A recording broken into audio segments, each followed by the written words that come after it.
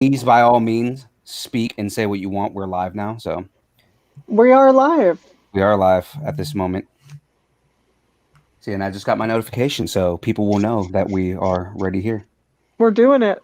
We're doing We're it. This is here. happening. This is happening. Okay, wait. So you said to wait to do the intro? Let's wait to do the intro. We're only gonna wait about 2 minutes here. Once 1 o'clock hits, go ahead and start it. Okay. We've already got 2 viewers, so Hi, two viewers. two viewers. You can't get Phil started on impressions because he'll. Yeah, I know. You know what I'm saying? If I get him Oh, no, started on yeah. the impressions, we're Yeah. done for. So, at Kybercon, that was just basically us was just doing impressions back and forth at each other. Oh my god. Because I've had we're to both yell voice at actors, so it's like, Mickey's the worst one. the one she hates the most is Mickey Mouse. She hates Mickey Mouse. how can you hate Mickey Mouse? No, she I likes love Mickey it. Mouse. She She hates just doesn't when like I you do doing Mickey Mouse. Yeah. Huh? Yes, I Yeah. love Mickey Mouse, but when Phil does it, That wasn't me. That wasn't me. Oh, okay. See, when I do it, it's oh boy. Right, see? We should We're we here should with both the heart. do This is Mickey Mouse what? and just bother her. So, Why didn't we even bring it up? Did I You're say the one it? that brought it up. You brought it up. you led that lamb to the slaughter. So, We're here Oh, live with man. the heroes. that's good, actually. That's much better than mine. It is good. It's just She just doesn't like it coming from It's me. just incessant. that's what it is that once he starts, it's like, Yeah. then Yeah. he never stops. Never Right. gonna trip you up. Oh my god, do not do that one again. Oh, that's brilliant. On another one of my streams, and we're about to start here, but on another one of my streams, I do 80 songs as Mickey. Wow. Yeah, it's the best. But You know what? sorry. I'm sorry, see real that. quick. I think I could handle it if like you did some kind of like animation, you know? Yeah, Oh, and I want to, but So I didn't have to like, yeah. look But at yeah, it. let's go ahead and Anyway. get started. All right, well, welcome. We're the Hardly Heroes. We're a podcast dedicated to movies, TV, and everything geek related. And I'm Sheila. And this And is I'm Phil Phil B. over here.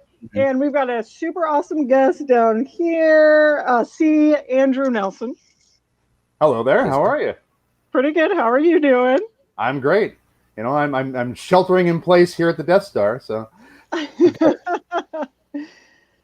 So That's Andrew is probably best known for having played the iconic character of Darth Vader in the special edition re-release of the original Star Wars trilogy, as well as the Rebel Assault 2, Dark Forces game from LucasArts. Andrew, who began playing Vader for Lucasfilm in 1994, has portrayed the infamous Dark Lord for film, commercials, television shows, print, games, and live appearances. He has managed to spend more time in the official Vader costume than any other actor. so they tell me. Yeah, and I just got the official word. We're gonna be doing this until 2 o'clock, so this is gonna be great. All right. Wow. All Let's right. do it then. Yeah. So just to give some credits out there, just so we know, everything that he's done. He's an award-winning artist, actor, writer, consultant, motivational speaker. He spent 4 years as a visual effects artist at Industrial Light and Magic. Yep. He has so many visual have the effects posters up here. credits. Yeah, right. But he has credits for The Phantom Menace, Galaxy Quest, The Adventures of Rocky and Bullwinkle, The Perfect Storm, Jurassic Park 3, The Time Machine, and Star Wars Attack of the Clones. So, I mean, he's been working on visual Wow. effects for all kinds of different things and a lot of post-production and things like that. I mean, I can go on with all the movies he's been involved in, but, Sure, we go kind of ahead. want Andrew to do that. Before we unleash Mr. C. Andrew Nelson here, essentially just wanted to give you guys a fun fact. Not only is Andrew an actor with the most hours logged into with the official Vader costume, again, he's an accomplished visual effects artist on many films that we know and love. Right. Thank you. My head is swelling as you say this. Thank you. That's what that was the point. That's what I wanted. So before we get into the Vader experience, let's Right. get to know a little bit more about you and your work. Okay. So you have a lot of visual effect credits. Can you tell us more about your work in that field? Yeah, I started doing visual effects back in 1992. Started off in the games industry originally, and then like you mentioned I spent 6 years at LucasArts as a visual effects supervisor and senior artist there. I helped design a lot of Star Wars games and non-Star Wars games at LucasArts. I worked on games like Sam & Max Hit the Road, Day of the Tentacle, Rebel Assault 2, Dark Forces, Full Throttle, The Dig, Masters of Terrascazi, Grim Fandango. What else? There's so many of them. I'm forgetting them all. Shadows of the Empire, Force Commander, Curse of Monkey Island, Rogue Squadron. And Indiana Jones and the Infernal Machine. That was actually the last game that I worked on before I left LucasArts and then moved over to Industrial Light and Magic. Then at ILM, I worked on, as you mentioned, started off on Phantom Menace, and then did Galaxy Quest, Jurassic Park 3, Rocky and Bullwinkle, The Time Machine, Perfect Storm, and Attack of the Clones. When Attack of the Clones finished up, I was offered a full-time faculty position at the Academy of Art University in San Francisco, so I ran the visual effects department there for about 2.5 years. Oh, wow. Overseeing the entire visual effects curriculum and teaching a full slate of classes in compositing and matte painting and rotoscoping and something we called portfolio, which was basically how to get a job doing that sort of thing. Right. Which a lot of schools don't teach that. They just teach you how to make pretty pictures and then send out people, they fly, be free. So I was teaching that as well, and then have been freelancing since then as a visual effects supervisor. Worked on films like Rocky Balboa. Yes, there are effects in a Rocky movie, and it's not to make Stallone look beefier than he is. I worked on The Last Mimsy, Fantastic Four: Rise of the Silver Surfer, Rush Hour 3. Let's see, Rush Hour 3, nice. Spiderwick Chronicles, Enchanted, Race to Witch Mountain, and Jumper, and a bunch of others I'm probably forgetting. So I've also sat on the board of directors of the Visual Effects Society for 2 terms. Oh, wow. Nice. So how did you get into visual effects? You went to school for that? No, I didn't. When I was coming up, there was no school for that sort of thing. There was only just traditional animation, and like 2D animation, and just regular filmmaking. Right. But I was inspired to become a visual effects artist originally by Ray Harryhausen. I wanted to be the next Ray Harryhausen. I wanted to do the stuff that I saw in Seventh Voyage of Sinbad and Jason and the Argonauts. That was what I wanted to be. All the claymation. And so I was like studying that. stop motion animation and that sort of thing, and shooting stuff on Super 8 film. In fact, I did tons of stuff. I was just shooting constantly. Even I remember one time my folks told me to clean up the kitchen. And so to clean up the kitchen, I set up my Super 8 film camera and animated the kitchen cleaning itself up. Oh, that's awesome. That's so cool. But so that's what I wanted to be. I wanted to be a stop motion animator like Ray. And then in the summer of '77, I saw this little movie, kind of an obscure science fiction film. You probably haven't heard of it, called Star Wars. And I've never heard of that film. No, it never went anywhere. Nope. So I remember standing in line at the Coronet Theater in San Francisco. This was on June 16, 1977. So the film had been out for about 3 weeks. So there was definitely buzz about it, but I really didn't know anything about the film other than the trailer that I saw. Mm-hmm. And so my friends and I, we stood in line for hours. I mean, the line was just, down the street, around the block, just went, for the longest time. And that was just to get tickets. Then you had to stand in an equally longer line to get into the theater. Right. And I don't know how it happened. Probably, divine providence. But I think I managed to get the very best seat in the theater. Nice. And it was perfect. And then that opening shot where that Rebel blockade runner flies right over your head, followed by that massive Star Destroyer. Right. I looked up at the screen. And I thought to myself, I want to do that for a living. Oh, man, that's so cool. Well, there was a problem with that because there was nowhere to go to learn how to do that for a living, because the guys that did that were doing that as they were making it up as they went along. So there was nowhere to go to learn that stuff. But I remember it was the very first film I'd ever stayed to watch the entire ending credits for, because I wanted to know, who made this film, how did they make it, and how can I do that too? So that's so cool. Yeah, so that's what I started. I drove my dad crazy because I had him drive me all over. I was 15 years old. I had him drive me all over the Bay Area to every comic book shop, every magazine store, every library, everywhere, bookstore, anywhere that I could get any shred of information about these guys like Dennis Muren and John Dykstra and Richard Edlund and stuff, these VFX wizards that had come up and pulled a rabbit out of a hat for George for this. Right. And so I get little shreds of things here and there, and you keep reading, and I did experiment with my Super 8 film camera. Some of it was successful, some of it wasn't, but it was enough to keep me going. And then it wasn't until years later that I actually started doing it professionally. That's so cool. Did you save a lot of your the films you made when you were younger? The what? The films? Yeah. Oh yeah. Like any of that stop motion stuff? Oh yeah. It's on a shelf right over there. Okay, nice. So I'm just saying, just for posterity here, we need the I cleaned up my kitchen with the kitchen cleaning up itself video. Yeah. Yes. I know. I need to get that scanned, and it's on Super 8 Films. I need to get that scanned and uploaded. So we need that on YouTube, so that way I can sit there and say, okay, he's 10 times cooler than I already think he is. So there was even a yogurt container on the counter. I had it stir itself before I put itself away. That's awesome. And there was a little twist tie from a bag of bread that gets up and walks away. This kind of little feat like that. So. Oh man, that's so cool. I love stop motion. Honestly, it's like I'm obsessed with it. I still love it. Like, yeah. The really cool thing was that years later, when I was teaching at the Academy of Art, I got to help present Ray Harryhausen with an honorary doctorate. So man. That was great. And I'd actually met Ray too. That same year that Star Wars came out, I had met him at a special screening. There was a contest on the show Creature Features, which was here in the Bay Area, hosted by Bob Wilkins, who was another big reason why I'm in the film industry. Mm-hmm. Bob was great, and he was very supportive of young artists and young filmmakers. But I had won a contest to see a special screening of Sinbad and the Eye of the Tiger. And Ray was there at the screening, and he had his little, figures from the film there, his armatures. So cool. And I remember walking up and looking at the stuff. He had them all on a table, and he was signing autographs and everything. And I don't know what possessed me, but I reached out to touch one of them, and I pulled my hand back real quick. And then Ray looked at me and he winked, and he was like, "Go ahead, pick it up." I didn't see him do that to anybody else, but Ray was very cool, and so it was nice to. I mean, everybody loves Ray.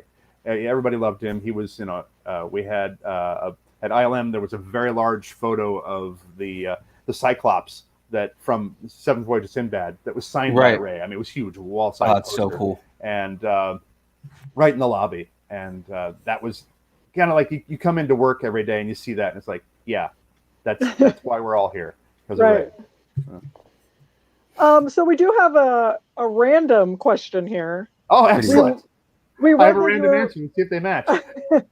We read that you were related to Davy Crockett. Yes, I am. Is that true? Do you have any? Yes, he was my great uncle. Really? Yes. Nice. It was always rumored in the family that he was a relative, and then one of my cousins did the whole research at the family tree. This is back before you had Ancestry.com and everything. So it was kind of a lot harder, but he was able to find out. And I'm also related to Jesse James on the other side of the family. Really? But we're always quick to point out that was by marriage. He's not blood kin. It's like, he was an outlaw, so we weren't directly related to him. Oh no, I touched my face. I'm not supposed to touch my face. Where's my Why would you do that? Why would you do that? I don't know. That's all right. Luke's gonna cut it off anyway, so that's all right. That's very true. Okay, so here's Pardon another me whilst one. I refresh. There you go. So also we heard that you're a stand-up comic. Can you tell us a little bit about that? What gave that away? Oh my gosh. Well, not the fact that you're sitting down. So yeah, true. Yeah, I did stand-up comedy in the 80s, early 80s, mid 80s, and that's when I started. Because it was San Francisco, and every place was a stand-up comedy club. It was huge. It was crazy. Right. I mean, it was a bar and a stand-up comedy club. It was a restaurant and a stand-up comedy club. It was a gas station and a stand-up comedy club. Everything was a stand-up comedy club.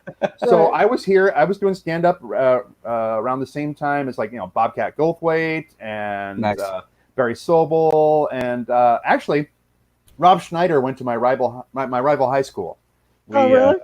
Yeah, so we played a lot of the same clubs together, like Holy City Zoo and stuff like that. And we actually hosted a telethon together, years and years and years ago, back when he was first starting out. And he was doing his Elvis on a fishhook routine, which is brilliant. If you haven't ever seen it, go Google it, go look it up on YouTube. It's a funny routine. And I knew right away, this guy's going somewhere. Right. Yeah, right. But I don't do it all that often anymore because it's hard.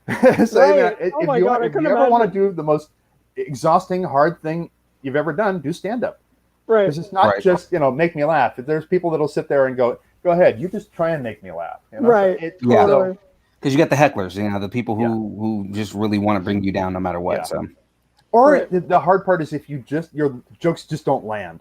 I don't mind hecklers. I can deal with hecklers, but when the jokes just don't land and it's crickets out there, that's the worst. God, the worst. I'm sure. I would hate to be up there. Yeah, but I go back and I do it every so often, and of course, every time I do a convention, I'm pretty much doing stand-up comedy up on a panel. Yeah, pretty much. Okay, so you're also one of the only actors that can claim to play both Darth Vader and Luke Skywalker. Tell us more about your experience in voice acting. Yes, I am. I am my own father or my own son. It's complicated. I should go on the Maury Povich show and have that paternity test and see. Seriously. I know, right? Yeah, you are the father and the son too. And the son. You are the father. Yeah, of I the love son. voice acting. I really love voice acting. I mean, I've done theater, I've done stand-up, I've done film and television and games and everything. But voice acting is probably my favorite thing to do, my favorite acting, because you can be anything. You can be anyone. It doesn't matter what you look like, and it doesn't matter how you look while you're doing it. I have looked a fool in that recording booth. I really have. Because you contort your body to. I was talking to some of the other voice actors like Billy West and others. Yeah, you really contort yourself into these weird shapes to get that voice to come out right. So, but it's wonderful because you can be anything. I voiced a character that was a surfer dude octopus singing country western music. This was for the PBS Kids TV series Between the Lions, and his name was Inky the Octopus.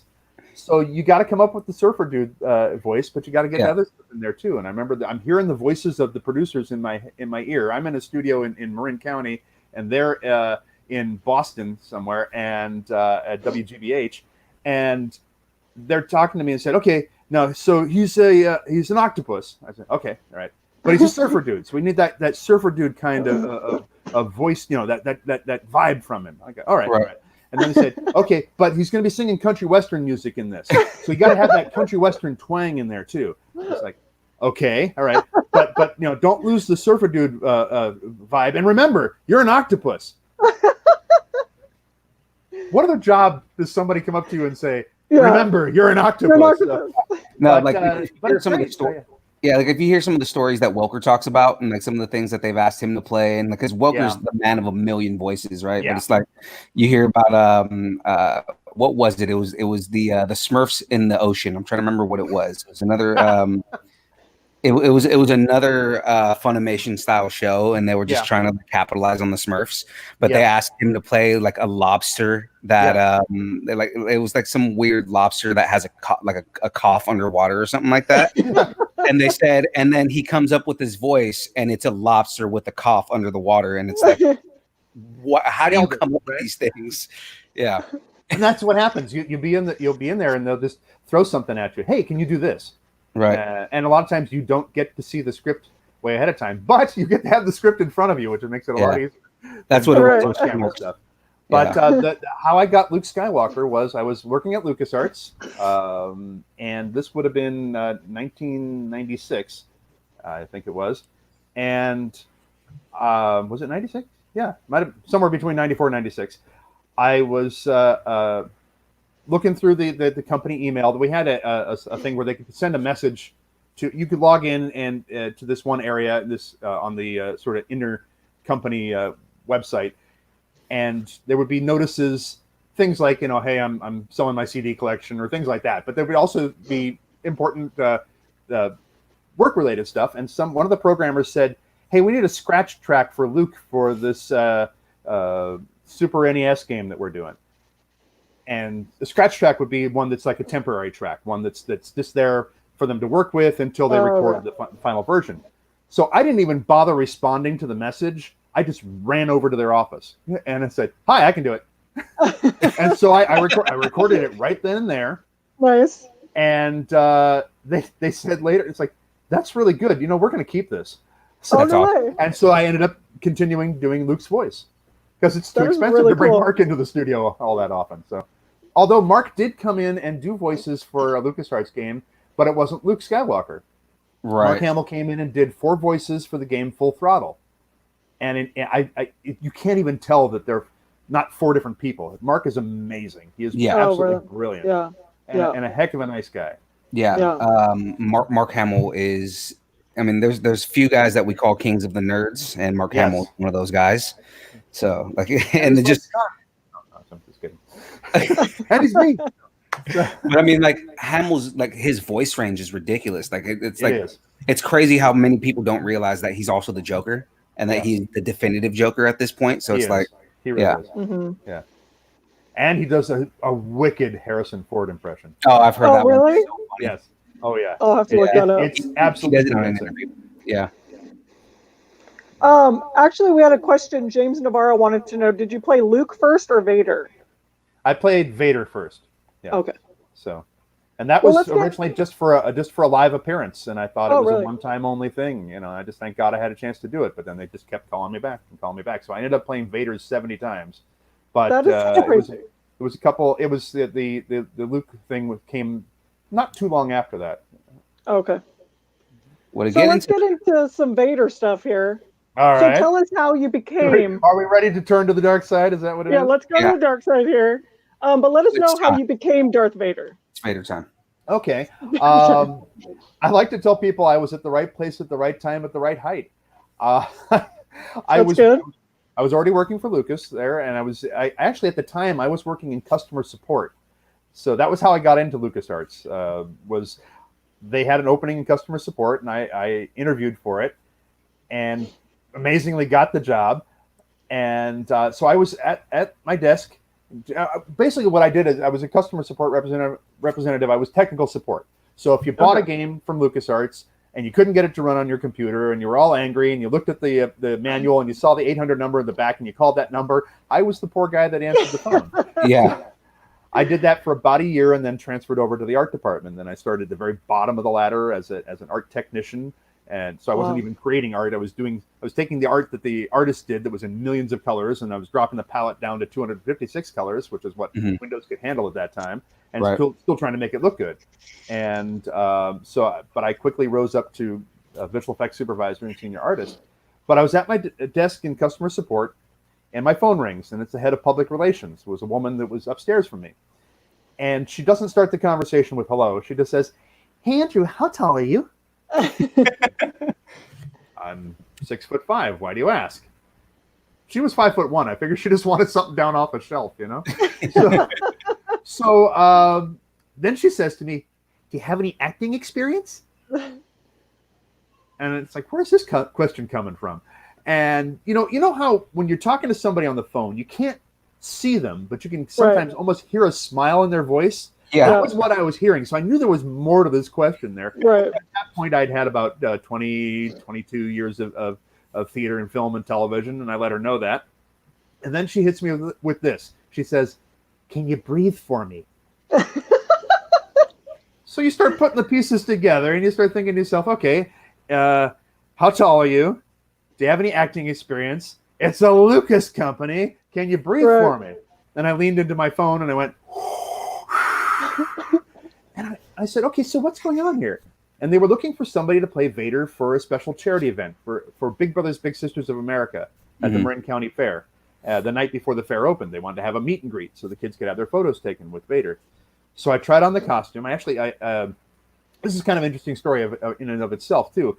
So they told me, okay, you need to call Don Bees, who's the archivist right now at the ranch. Don was also a model builder at ILM. And so they told me to call Don. So I call him up, and he says, all right, well, I'm down at ILM this week, so why don't you come on over to the model shop and we'll meet. I'm thinking, cool, I get to see the model shop, because I hadn't seen the model shop at that point. LucasArts and Industrial Light and Magic were actually across the parking lot from each other in central San Rafael at that point. We hadn't moved into the big building that they moved us into later. Mm-hmm. But so I go over and I'm walking across the parking lot and I'm thinking, okay, it's going to be high security. It's going to be, hey, you can't come in here. It's restricted. The Star Wars geeks will get that line. So I'm walking towards the building and there's a doorway open and I can see down this hallway, there's the Darth Vader costume in this plexiglass display case. And it's huge. I'm thinking, wow, that's really big. I hope I fit into that thing. And then there's also this big, roll-up door, like a garage door type thing open. And I can see props and things like that in there. And I'm walking towards it and I'm thinking, okay, they're going to stop me and, ask me who I am. No, I had to flag people down to try. Excuse me, I'm looking for Don. Who? Don Bees. I guess I look like I belong there. I don't know. But I mean, security was tight there. I do have a good security story, but security was tight there. But it was just maybe I just looked like I belonged. Right. So I tracked Don down, and I find him there, and I'm seeing all kinds of stuff from like Ghostbusters 2 and Dragonheart and things like that all over the place. And I run into Don, and he says, "Hey, nice to meet you." And he's shaking my hand. He says, "Hey, you're not claustrophobic, are you?" No, that's a weird question. No. So then he introduces me to Nelson Hall from the model shop. And Nelson says, "Hey, it's nice to meet you," and everything. "You're not claustrophobic, are you?" Oh, God. No, don't think so. And then they introduced me to Grant Imahara, who everybody knows now from Mythbusters. And Grant was working there as a model builder. And Grant comes, "Hey, really good to meet you," and everything. "Oh, you're not claustrophobic, are you?" Oh my God! And at this point, I'm going, I don't know, maybe I am. So they give me, Don's giving me the nickel tour, and I'm seeing everything, and we end up in that room where the Vader costume was on this this mannequin in this display case, and I'm looking at this thing, and I'm going, I'm never gonna fit into that. That's huge. And then Don tells me, "Oh, this is one we made for Planet Hollywood. It's a bit beefier than the real deal." And I'm thinking, okay. So then he had me come up to Skywalker Ranch, and I'd been to the ranch before, but I'd never been into the archives building. And the archives building from the outside looks like a big barn, big light blue barn. From on the inside, it's like this perfectly climate-controlled building that has every artifact from every Lucas production you can imagine. All the Star Wars costumes and props and miniatures and things like that. All the stuff from the Indiana Jones films. Michael Jackson's Captain EO costume was there. Everything you can think of. Even the Howard the Duck costume. They used to keep it inside the Ark of the Covenant. They kept it in the Ark of the Covenant? So I tried on the costume, and it fit. It's a little disorienting at first, though. But we did that one event, and like I said, I thought it was a once-in-a-lifetime opportunity that I just, thank God I had a chance to do it. But then they called me back for the Dark Forces game, and then for the special edition, and for just commercials and everywhere. Some print ads, magazine covers. I'm even on a postage stamp as Darth Vader. I thought you had to be dead to be on a postage stamp, but apparently no. But that's how I got the gig. Yeah. That's awesome.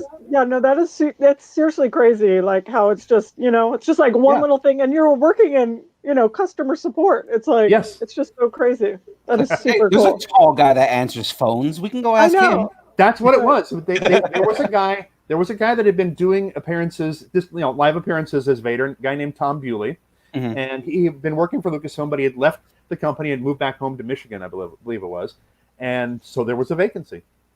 But somebody at LucasArts knew I had somebody in customer support actually knew that he had gone to work in some other division somewhere, and he knew I had a background in acting, so he had suggested me. So yeah. Oh, okay, that's super cool. It's like the voice acting community is like, hey, I know a guy that fits this role perfectly, so that they don't have to audition it. This guy sounds just like Vader looks. Oh. Yeah, I know, right? Pardon me. So you did give us a little bit, like with the claustrophobia, but what is the suit like? Like, what's the process of getting that whole thing on? And it's an interesting thing because it's 17 pieces if you include the lightsaber that hangs off the belt. So you put it on very slowly, and because you want to make sure everything's in the right place and everything looks good. So there's 2 boots, 2 shin guards. There's a padded T-shirt, so it's there to sort of make the chest look beefier because I'm not David Prowse. Right. David Prowse was a bodybuilder. But and then it also catches the sweat, which is nice. There's the pants. There's the codpiece. There's the top part is in two pieces. There's the sleeves that has sort of they're leather, has a cotton sort of, or a cotton muslin part that sort of holds it together. So it's like a jacket, and then it stitches up in front, and then there's a vest that's open up and back, and that stitches up and back. There's the chest box. There's the surcoat, which is the underrobe. There's the belt. There's a cowl that you put on to kind of keep your hair out of your eyes and hopefully the sweat out of your eyes. Mm-hmm. There's the two gloves. There's the shoulder armor and the cape, which is a full circle wool cape, very heavy. Oh, wow. And that hooks into the shoulder armor, so that pulls that right up into your Adam's apple. Then there's the head, which is in two different pieces there. So it's the mask, which is open and back. So it comes on this way and then stitches, it has Velcro across the back. And then there's the helmet that comes down, and there's like a cup and a raised section on the mask, so that sort of goes together like this and then Velcros to the forehead. And then there's the lightsaber. So 17 pieces, and you put it on very slowly. It takes about 45 minutes to get into the costume, because you want to make sure everything looks right and wipe all the fingerprints off the helmet and all that. It takes about 5 minutes to get out of the costume at the end of the day, because at that point you're hot, you're sweaty. Just get me out of this thing. Turn it inside out if you have to. Just get me out of here. Right. But it's an amazing experience. But I don't know how heavy it is. Like I said, it's leather. But I just know that when I take it off, I feel like I'm floating. So. Right. Oh, wow. Yeah. Because you just get used to that weight. Like, what would you guess? Like, what's your guess that it... Well, what would you guess how much it weighs, though? Do you feel like you have a... I honestly don't have a guess. It's hard to say. Yes, it's because it's so, like I said, you're putting it on one straw at a time on the camel's back, but it's so I don't really know. And did you ever start to feel claustrophobic in it?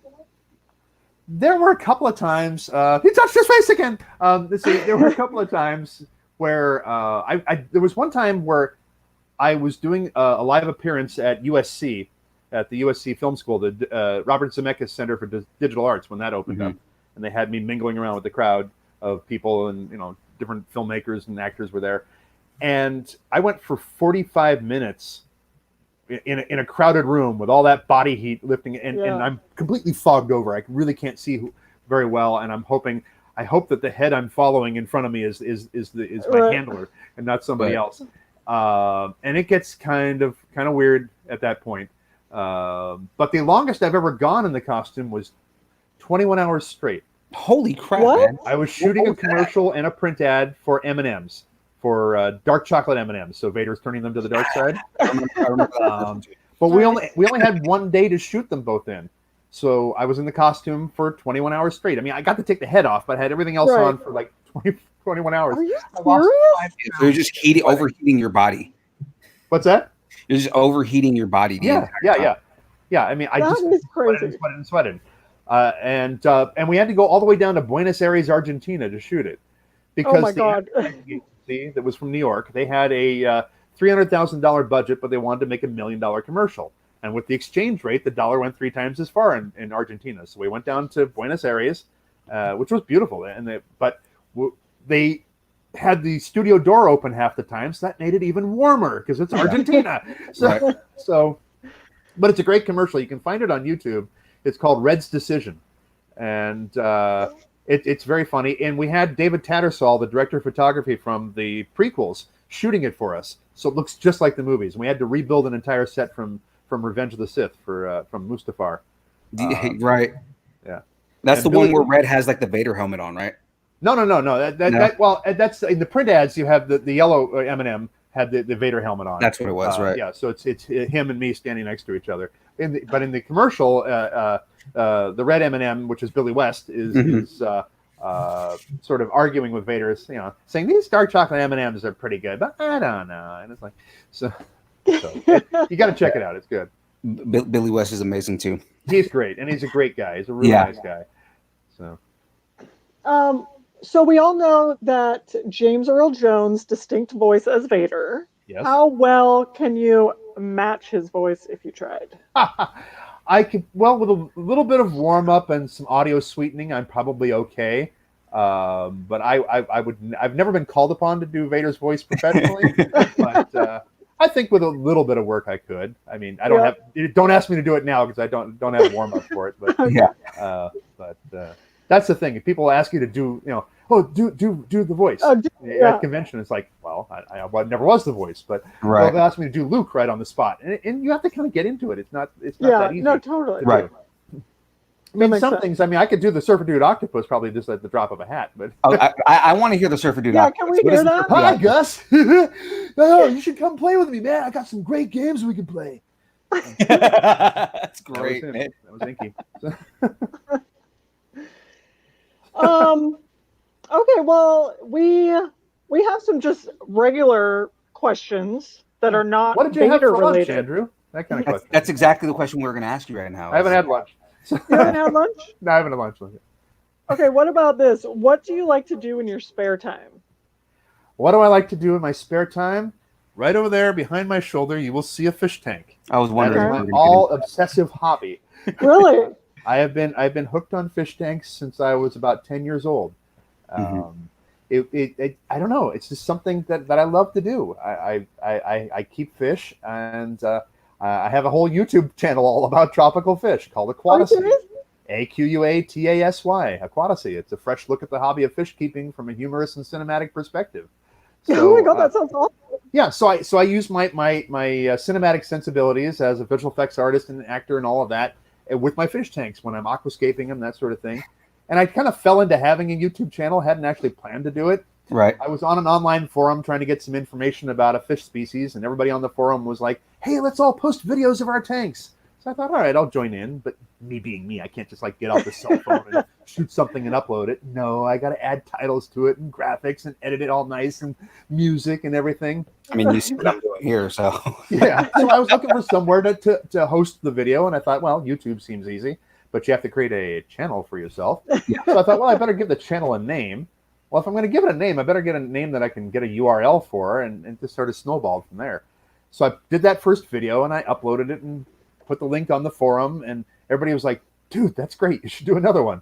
So I did another one. And now I've got coming up on 13,000 subscribers and well over 1 million views. It's crazy, for a fish tank channel.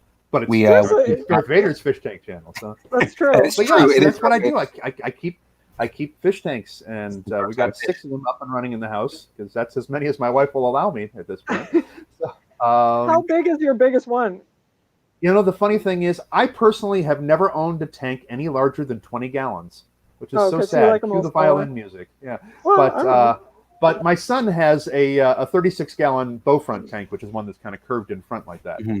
But I love the hobby. It's I love to be able to chill out with these fish tanks. It's when you're in this industry, when you work in film or games or television or commercials or whatever it is, voiceover, animation, anything, at any given moment, it feels like there is a multi-million-dollar production sitting on your shoulders waiting for you to get your part of it done.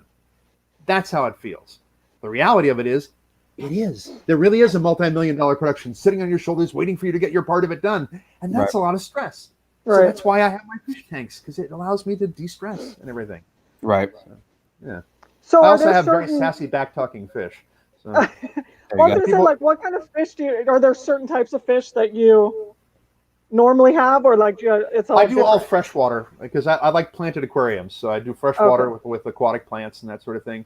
The thing that I do, this kind of an interesting challenge that I gave myself, is I pick a particular country, and I will theme a tank all around that. So not so much that the hardscape and all the rocks and the driftwood and all that stuff looks like it came from like a stream from that country or a lake from that country, but mainly because that all I use as my artistic interpretation. I do whatever I want with that, but I make it so that all the fish, all the plants, and all the invertebrates like snails and whatever, shrimp, whatever, that they are all from the same country. They don't have to be from the same tributary or the same body of water, but they all have to be from that same country because it's a challenge to me, and I get to learn something about that country. Like this one over my shoulder is an all Thailand tank, so nice. I've got fish from there. But I keep things like I keep tetras and rasboras and danios and cichlids, and I've got a female betta over here in this tank as well, loaches, and hopefully everybody's not tuning out right now. Oh gosh, he's droning on about his tanks. But I'm more wondering, do you have an Amazonian tank, and are there piranha in it? There are no piranha in it. Here's the honest truth: piranha are boring. Oh, really? After the initial, hey, let's watch them eat, they're really kind of boring. They're basically just big tetras with sharp teeth. Mm-hmm. But I do have an Amazonian tank. I'm actually redoing it now, thanks to the I don't want to say what the general health scare is around the world right now, because they might demonetize your video here on YouTube. But so I'll just call it the creep and crud. Anyway, because of this whole creep and crud pandemic, it's giving me some time to actually work with my tanks. So I'm redoing my tank, but I have a 20-gallon Brazilian tank. So all the fish are from Brazil. That's pretty cool. Very cool. Yeah. And they're very sassy and very back-talking, nasty fish. You can see them in my videos. Nasty fish. They're horrible. You don't have to live with them. I do. So. There's that. Okay, but that's my big hobby. And then, of course, I spend time with my family and all that, too. So Nice. All right. Family's good. Yep. My wife, my 2 offspring, and my mother-in-law, all sheltered in place here. So speaking about your family and everything like that, just gotta ask you a question here. What is your biggest fear, or your weirdest fear, if you want to put it that way? Weirdest fear. I used to be afraid of heights, which is funny for a guy that's 6'5". But I used to be afraid of heights. I really was. And yeah, so I, being up high somewhere. And then I had that cured by being in theater. Because I was not just an actor, I was also on the technical side of things, and I would have to climb these giant 20-foot A-frame ladders to go hang lights off the lighting grid, and they were on wheels, these A-frame ladders. So, and that kind of cured me of it. I mean, I'm still not crazy about being at really high heights. So I like there to be a little railing or a window or something. Right. But I don't know. My biggest fear is that I will, I will disappoint my family. I will, in some way, or that I will, not provide well enough for them, or something like that. I think that's the fears that we all have when you're a husband or a father that's really always going to be there in the forefront of your thinking. Right. So. Okay. What is your favorite movie? My favorite movie is Galaxy Quest. Okay. Yes, it really is. The most Star Trek movie ever made. That's not about Star Trek. It is. I was so happy to have worked on that film. It was such a joy to work on as well. It's a great film. It's so much fun, and we had a great crew at ILM working on it as well. And the interesting thing is, when you work in visual effects, you can work for 6 months to a year or more on a film, and you don't know if the movie you're working on is any good until it comes out in theaters most of the time. Right. Because when you're working on it, you see it all out of sequence. You see it without sound. You see your portion of it, and that's it. Unless you're the visual effects supervisor and you're on set, or you're the visual effects producer, or one of those main top people, you really don't have much of an inkling of how the whole film is. But when we were working on Galaxy Quest, the studio sent us a rough cut of the movie, and that just never happens. And so we all crammed into one of the screening rooms at ILM, and we sat down to watch it, and we were like, oh my gosh, this movie is great.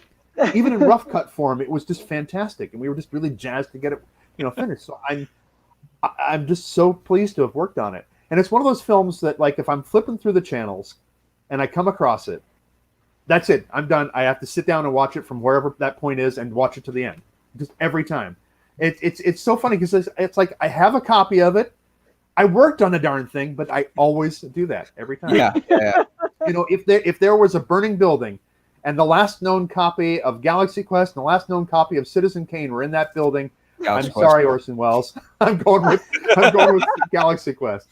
So, by Grobthar's hammer. Yes, exactly. I shall avenge you. Yes, you shall be avenged. Yes. This is a really important question. This is the most important question we're going to ask you this entire time. Are you And now, this or is have you ever been a member of the Communist Party? This is a big debate with us. So the question is, do you like pickles? Do I like pickles? Yes, I do. Yes, we have I one do for like pickles. Me and Buddy are of the We Hate Pickles group. We have a huge debate going. Always rebels. Oh, I'm not a rebel. The Empire likes pickles. The Empire likes cookies. Okay.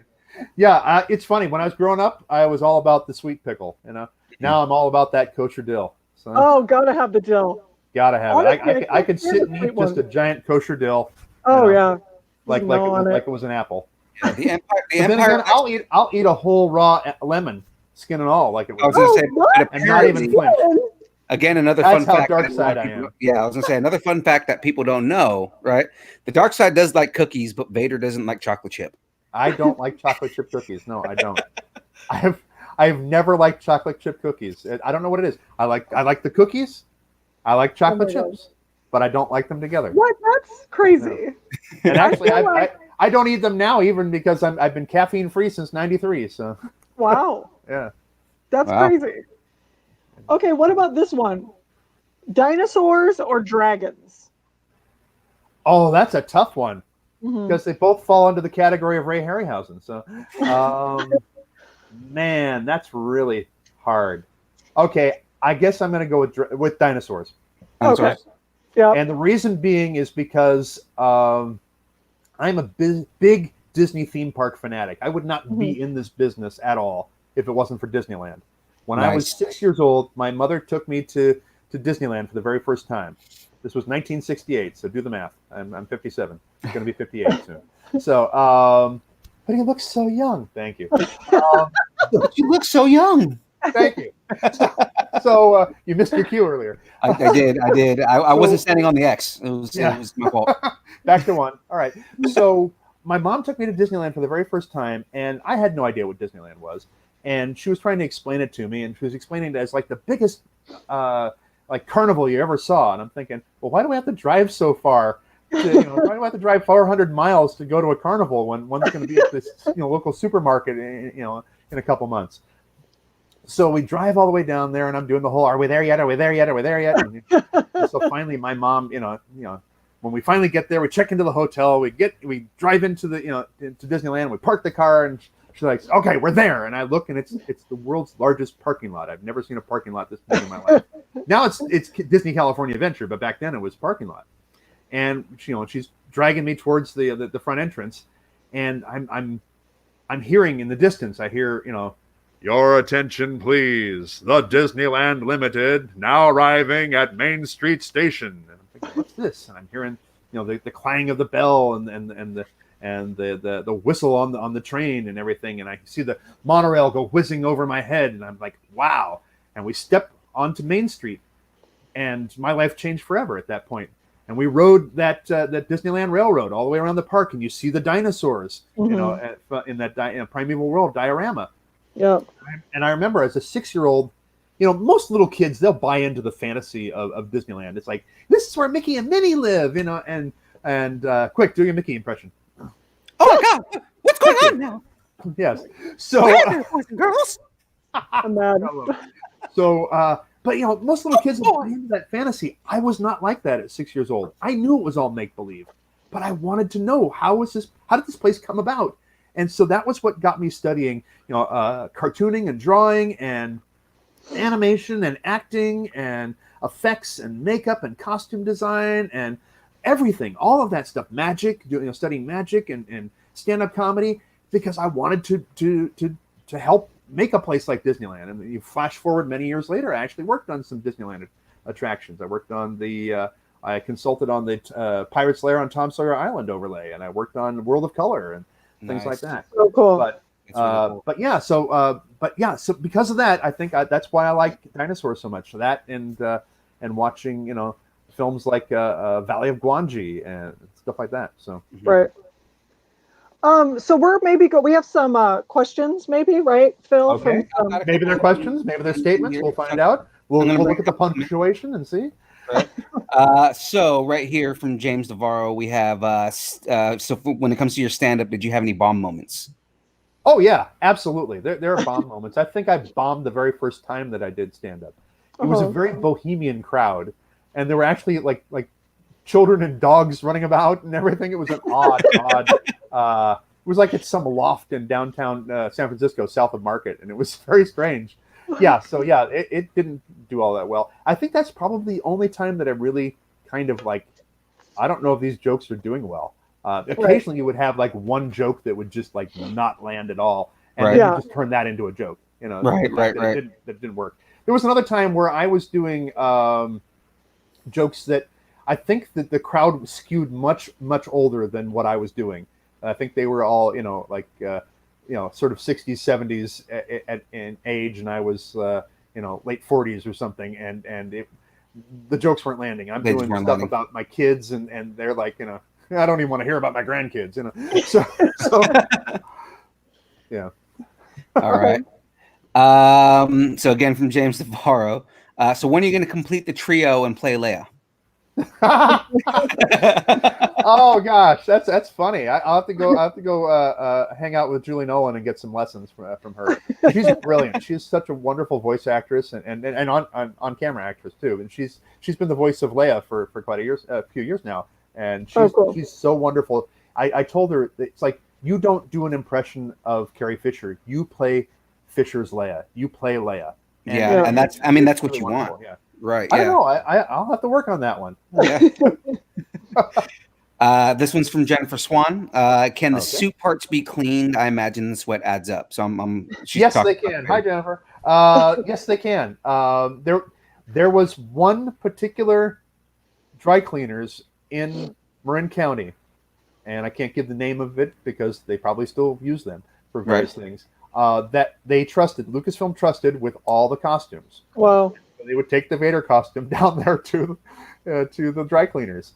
And cool. yes, the suits had, and there's multiple suits. There were all the original costumes that were used in the films. In fact, the very first time that I put on the costume, I look at it and it says D. Prowse on the inside, which is so cool. Oh wow! And in fact, one time I actually wore parts from the entire original trilogy. So I had parts from New Hope, Empire Strikes Back, and Return of the Jedi. So so cool. It's kind of interesting. Yes, it's pretty cool. But then after a few years, they were, as Indiana Jones said in Last Crusade, it belongs in a museum, So they started taking the parts away from us, and we were basically down to just, I think, the cape, the boots, and that was it of the original parts, and then they finally took those away from us. But Don Bees and his wife Anna had made a whole series of exact replicas that fit me, and cool. And so that's what I wore for a while too. But anytime it was something really high profile, they would dig out the original costume and have me wear that. So. Very cool. But yeah, they can be cleaned. They can be cleaned. I don't know exactly how like costumes like the Chewbacca costume gets cleaned. Right.